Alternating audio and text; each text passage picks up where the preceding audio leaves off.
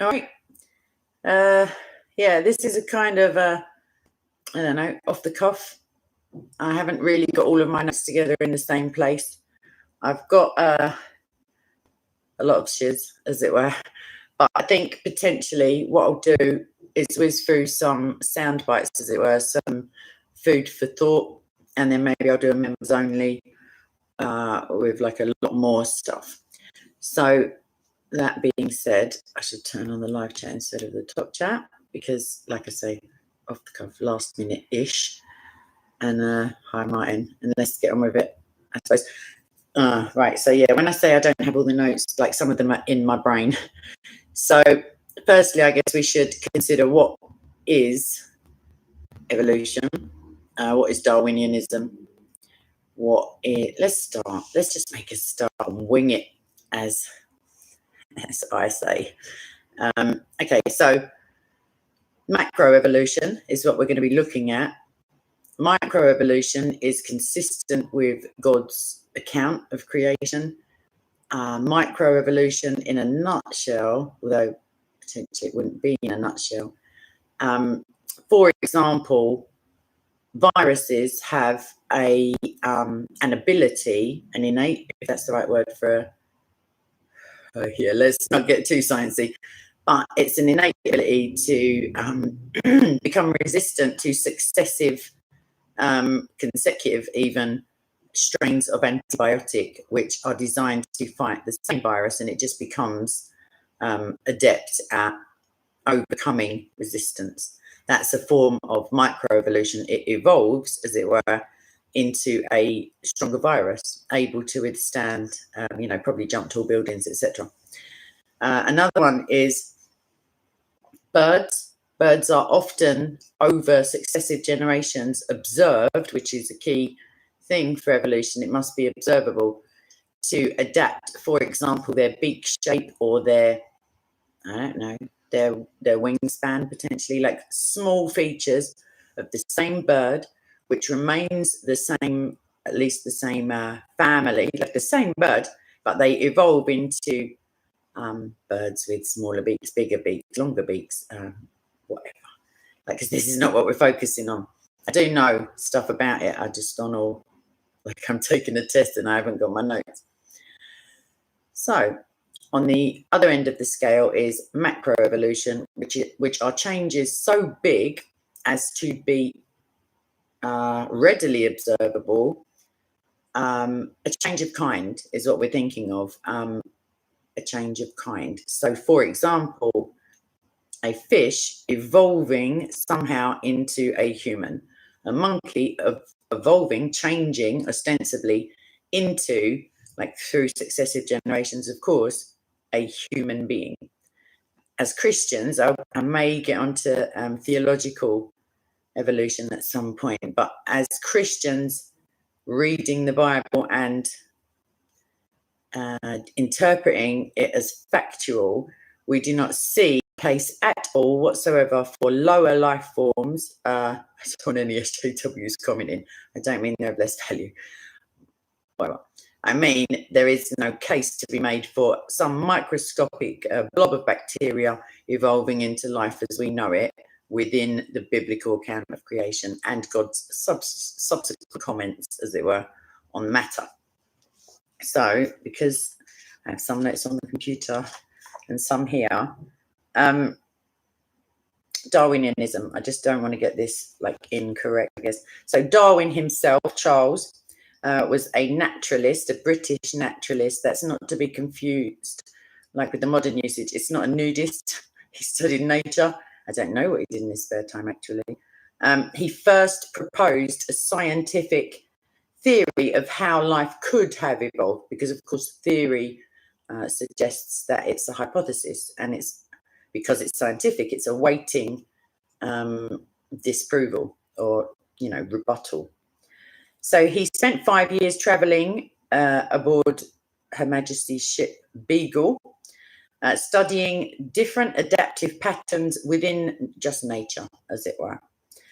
And what he observed, the changes and adaptations he observed whilst on this 5 year jolly, as it were, or jaunt, His conclusion was that all life might have originated from one microscopic source, an original microscopic source. And his theory, his landmark theory, the origin of the species, was published, or I don't know, made public, I guess, in 1859. So we're talking what, 163 years. My maths may be utterly irrelevant at this stage. A while back, but not that far back, because prior to that, I guess science didn't have as strong a hold as it does at the moment. So although he was raised in the church, the Anglican Church, the Church of England, he studied even to become a member of the clergy. Like, you may have seen his image, his face on posters claiming that it says atheism, good enough for these idiots. And it's all these like pretty well-educated people who most of them are not atheists. It's believed that he died agnostic. Is like a safer bet than atheist for sure, because there are some comments of his that don't seem to marry up with that at all. So Darwinism, let's just have a cursory glance, and then we're going to get on to refuting macroevolution. So his theory of evolution is this even. So this is the 21st century version, states that all forms of life evolved from one original speck of microscopic bacteria. They do multiply pretty quickly, but they're just multiplying. They're not becoming cats and starfish and seahorses and all sorts. But don't take my word for it. Let's look into it. Oh, well, you can take God's word for it if you like. So, all right, speck of bacteria. Yeah, picture the scene, a very tiny scene, and you've got a microscope at this point. And then the evolutionary process that produced such life was not guided by any overseeing or overarching or divine power. So that's pretty important. He's not arguing intelligent design in like any shape or form. Utterly random is what we can logically infer from the fact that he says it's random. God doesn't work in randoms because he is a designer and an architect and a knower of all things. So he coined the phrase natural selection and survival of the fittest. I assume you've heard of those if you're English speakers, to describe how he believed evolution occurred, because he didn't know how his theoretical musings may have occurred, because he was a scientist, and science is supposed to be replicable and observable. Replicable mostly in a laboratory, depending on what you're trying to ascertain as a theory, as it were.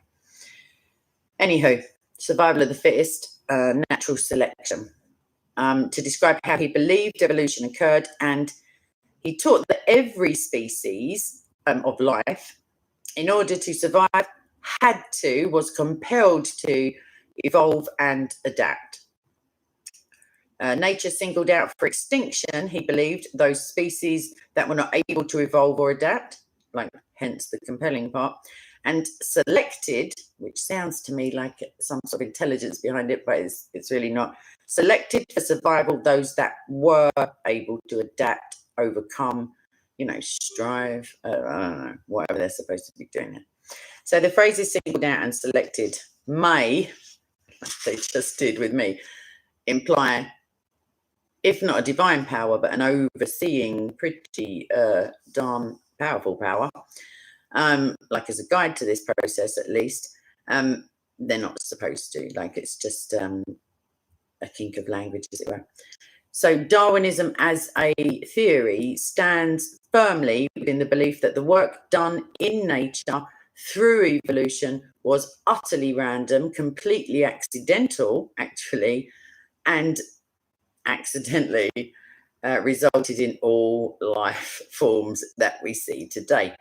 Seems legit, you may say, buckle up. And that includes humans, obviously. So many scientists believe that Darwin's theory is a satisfactory explanation. of how life came to begin, and equally important, or very much more important for their souls, but that there is no need for the existence of a divine character figure whatsoever in the start, continuation, and like ending of various species. So that's what I have there. Now let's just get on with debunking this shiz. Hi Chris, hi Andrew, Jonathan, Pentecost, Tommy, Chloe.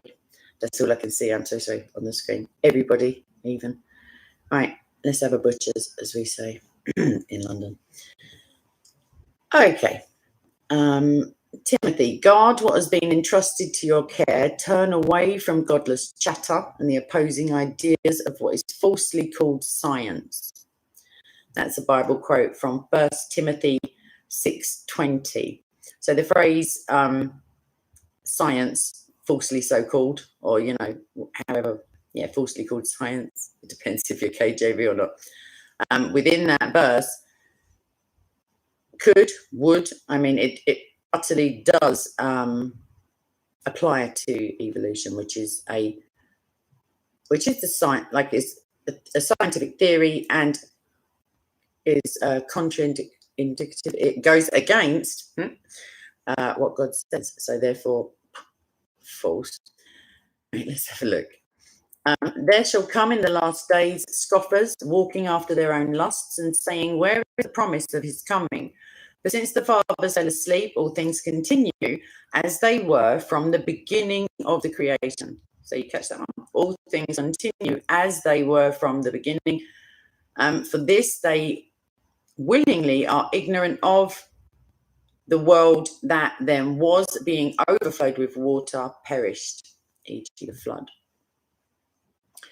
So to be willingly ignorant, I guess, like in a more modern sense, we would say willfully ignorant, implies that something is known, but that you are like persistently or knowingly rejecting that known, I won't say fact because you may not believe it to be true.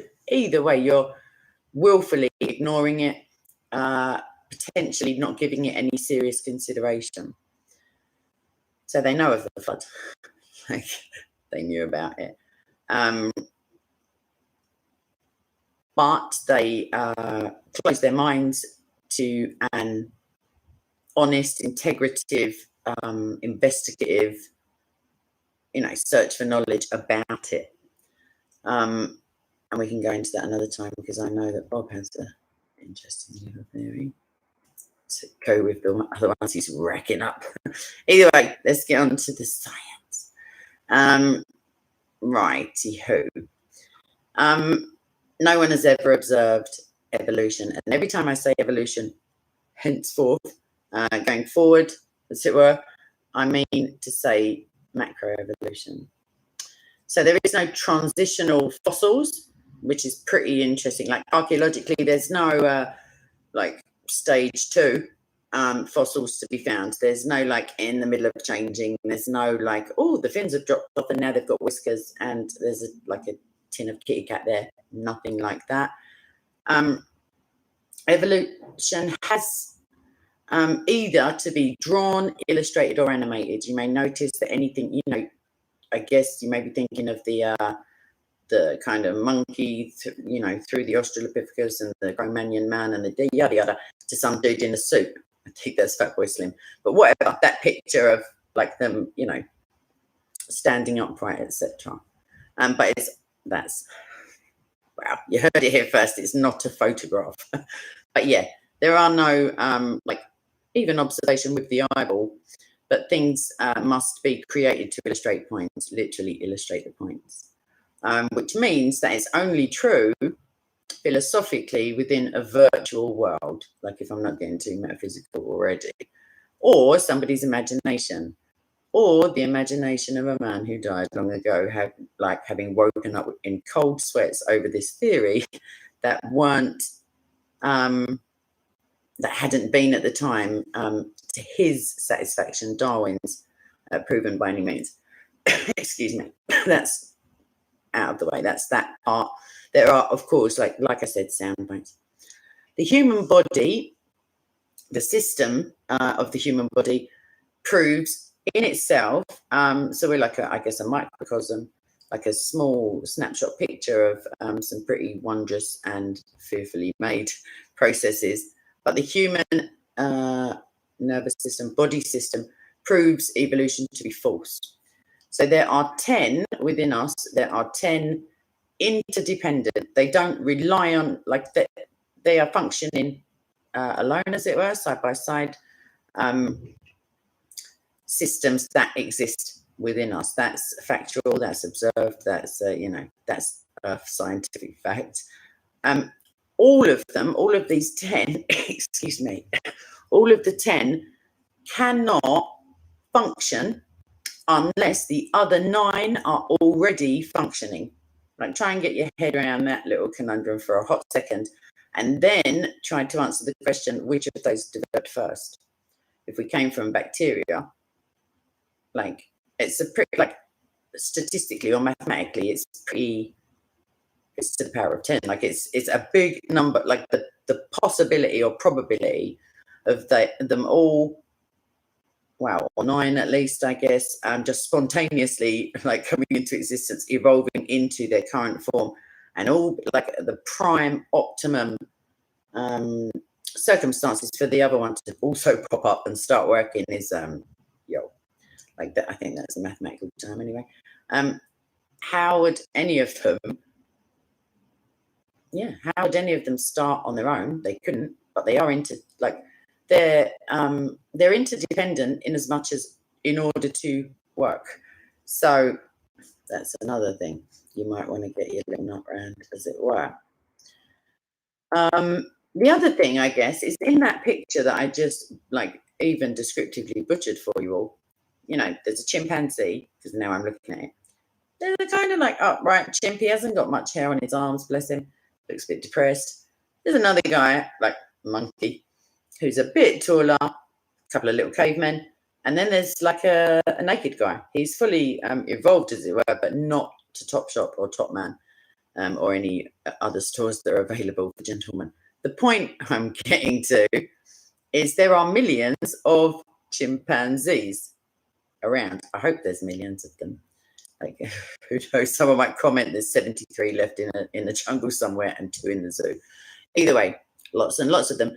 And there are billions of humans, lots of humans. Too many, some might say, on a Monday morning. I digress. The point is, all the other 4, like, progressively taller, weirder looking, like, mid-range guys, where are they all? Where are the millions of those guys? Because it's not like a straight line evolution from one to the other, because we still have the first guy, the chimp.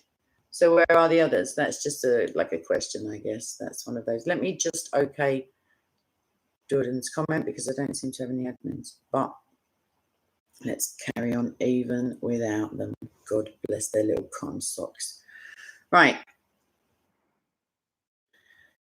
Flood. Let's think about the flood for a second. The majority of aquatic life would not have to reach the surface in order to obtain oxygen, i.e. survive, if that's part of their necessities of life for them. I know when I was a kid, when I learned, like, the biggest animal, like, I don't know which sperm whale, I guess, or whatever it was. And I remember thinking, like, I was even a little polemicist then. I thought, well, I've got it. And I, like, demanded the answer from my mum, I think it was. So, yeah, it was. Saying, well, where did they go? How did Noah fit 2 of those on this tiny little boat in the cartoon picture in the children's Bible? I don't think I said that bit. And she just said they stayed in the sea. And I was like, yeah, obviously. But yeah, James, I can't even okay your question, because one, I don't know why you're talking about that stuff. But I'm coming to you. But let me just stay with my notes on the screen, please. Bye. Either way, this flood, this global flood, Bob, this flood, stuff in the sea, getting on with their lives, having a whale of a time. I'm here a week. They would be expected to be buried in the same I know the word for it. I know the posh word for it. So I was looking at anyway, the same strata, like the same order, the same level even in the water in which they lived, because you get the ones right at the bottom. Some of them got disco lights, like David Attenborough is always like quite excited. You know, like there are different some of them, if you brought them to the surface, they would just explode because they're used to like I don't know. I'm really not an aquatic, whatever you call them. I don't even know what they are. Marine biologist. I'm not. However, they should have been, like, if they were, gosh, what's the word? Condensed in order. That's not the word. In the order in which they lived should have been the order in which we find evidence of them. And that is what we observe, right? You're with me so far. Evolution supposes that evolved aquatic life evolved, that it wasn't all there at the same time. Therefore, how can it have been compressed into the like soil, as it were? I don't even know if they have what Marianne Trench. I don't know. I'm just digging now. But the point is, they're all evidenced, like, because of the depth of the oceans which they relate to. But there's no evolution between them. Like they're all interdependent, independent species. Anyhow, that would have had to all happen at the exact same time, also, like some sort of world, like cataclysmic event, like a flood, you may say. I got a little picture, but I can't show you it. Doesn't make it any clearer because I don't have my glasses on. So that's also great. We're getting there, kids. We're getting there. So why do evolutionists have a population problem? In the beginning, as it were, one male, one female. This is evolution we're talking. Assume that I won't say marry because it's atheistic. Assume they hook up, have kids, their kids marry each other, I guess. Their kids get married at least, have their own kids, keeps going on and on. The population may double every 150 years, like once it hits a certain number, of course. That growth rate is conservative. Like I say, obviously 2 people can multiply into 4 people very quickly. That's a doubling of the population, but we're talking at a later date. In real life, as I like to call it, on those same Monday mornings, disease, famine, natural disaster, the world population, as we see it now, which granted is a rather different number, doubles every 40 years or so. And that's like a lot. Let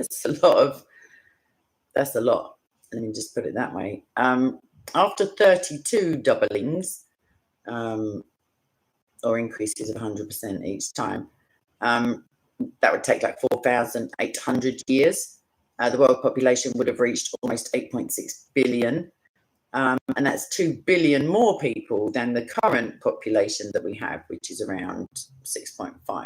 So just mathematically, that calculation shows that starting with Adam and Eve, actually, and assuming conservative growth, the current population can be reached within 6,000 years if you're a young earther. You're welcome. There you go. At the ranch, even evolutionists tell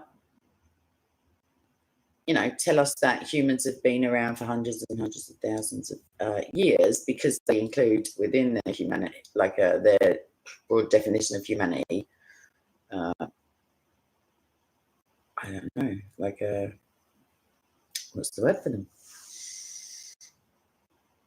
Pre-Adam people, I guess, is the best one. If we did assume that humans have been around for, say, like 50,000 years, and if we were to use the conservative estimates that I just told you, the population after that short time would be this. And I'm going to have to read it out because I don't know what that number is. I know how to say it in mathematical notation, but I'm just going to go for it here. It would be 10. Thousand.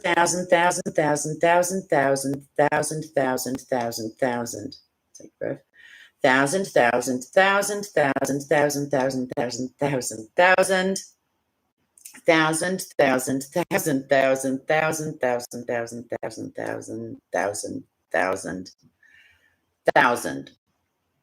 So basically 1 with 100 zeros after it. I mean, you can ask them to chat about that if you want, evolutionists, but find a better way to set a number. Put some powers of 10 in there. So then there's the, I don't know how to say this. Are you joking? The coelacanth fish. This was proposed to be a transitional form with half-formed legs, like primitive lungs, ready to transition into land living, as it were, as opposed to aquatic. December 1938, the myth was kind of like a, what's the word? Encumbered, when a live coelacanth fish was caught in a fisherman's net off of the eastern coast of South Africa, I'm reading. But it's now known that the natives of the Comoro Islands have been catching and eating these fish for some time, years, and it didn't have half-formed legs or primitive lungs. It was just a regular fish that people thought were extinct. Just as an aside, you might not believe me, but it's actually the case. I can't remember the guy's name. There was a guy who's, I think, at least 30 years he spent studying fish. And his conclusion, at the end, I don't know how much money was put into the research, and I guess he did more than just like the one sentence that I'm going to give you that was his conclusion. His academic conclusion is there is no such thing as fish. And there you have it. No, the reason is because they're so very different, like just living in the water, just not being a mammal, being a fish, as it were. Some are more closely related to land animals than they are to other fish. Just throw that out there because I also watch QI. Anywho, yeah, evolutionists at the time claimed 350 million year old coelacanth evolved into animals with legs, feet, and lungs. In actual fact, you know that thing of you meant it for evil, but God meant it for good. In actual fact, the coelacanth is like a brilliant testimony or witness against evolution, the falsity of it, like, yeah, against the veracity of it even. After 350 million years, that fish just doesn't have a leg to stand on. Right, or any lungs. Right. We're past halfway, I reckon. The universe is slowing down to a lower state, not a higher one. The genes of animals, humans, insects, plants are continually becoming defective and not improving. And if anyone remembers any kind of secondary school, high school, I guess, science, it's not in the notes, but it's entropy. Things naturally progress towards decay as opposed to, you know, improving at a structural level, I guess.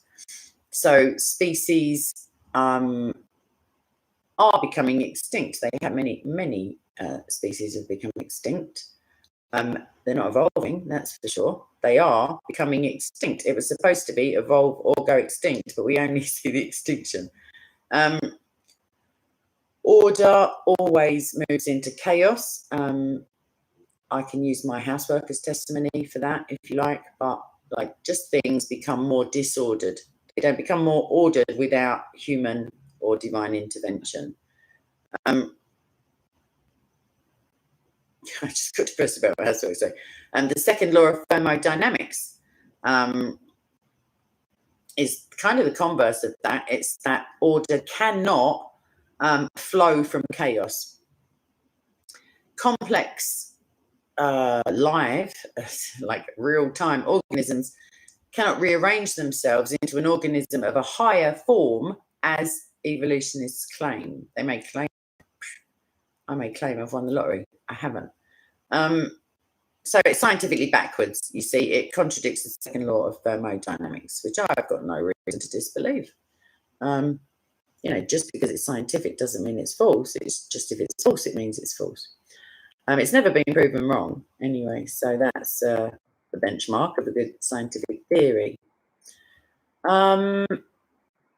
Okay, the usual evolutionary picture, or like snapshot, I guess, has men existing as hunters, hunter-gatherers even, just for the CV purposes, for about 185,000 years during the Stone Age, before discovering, like the agricultural revolution, I guess you could call it, less than 10,000 years ago. Archaeological evidence shows that Stone Age men were as intelligent, is that the right way to put it? Yes, as intelligent as we are. It's improbable, it's very improbable actually, that none of the 8 billion people should discover that plants grow from seeds. Like, it just agriculturally, like that doesn't really work as just on a probability level. According to evolutionists, Homo sapien, Stone Age Homo sapien, at least, like us, as it were, for them, for the other us, who knows, existed 190,000 years before beginning to use written records around 4,000 to 5,000 years ago. I was reading this morning about an ancient see little curse that seems, because with carbon dating, etc. I don't think it's been done yet, but the sedimentary level on which it was found dates it to potentially, I think it was 4,000 years to 3,000 something ago. But then they're not releasing it yet, the actual data, but it's potentially the first recorded instance in Hebrew of the name of God. And I have a picture of that somewhere, but not the actual, it's a teensy curse. And I was like, oh, even back in the day, like the comment section on a tiny little, anyhow, was like, beginning to write things down about 4,000 or 5,000 years ago, and prehistoric man built megalithic monuments. You may have seen them in England, Salisbury Plains, etc. Stonehenge, you might think of it as. They made like cave paintings, and they kept records of the phases of the moon. Why would you wait another 2,000 years to use your artistic and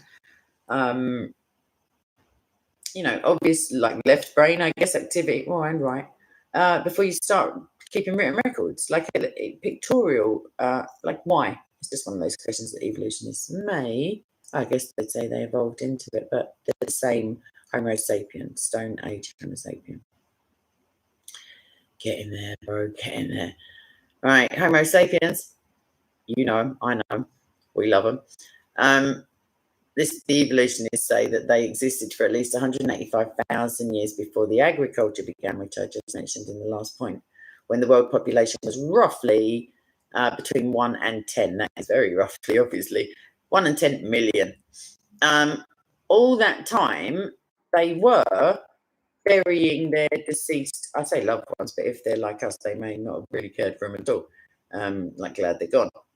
Get their hands on the tiny paintbrushes for the cave, whatever, I digress. But they not only buried them or interred them, they buried them with, or often with, if they had enough bartering stuff, with artifacts, with their belongings, with their like cherished possessions, etc. Within that scenario, they should have buried around 8 million bodies. Conservative, let's stay low. If the evolutionary timescale is correct, buried bones should be able to last for much longer than 200,000 years. so many of these alleged, I guess, 8 billion Stone Age skeletons should still be around, and certainly the artifact should be, regardless of how long calcium or like bone material can last. We've only found a few thousand. Granted, we're not every day out digging. English people have got stuff to do as well, but like it's a massive inconsistency to ponder. And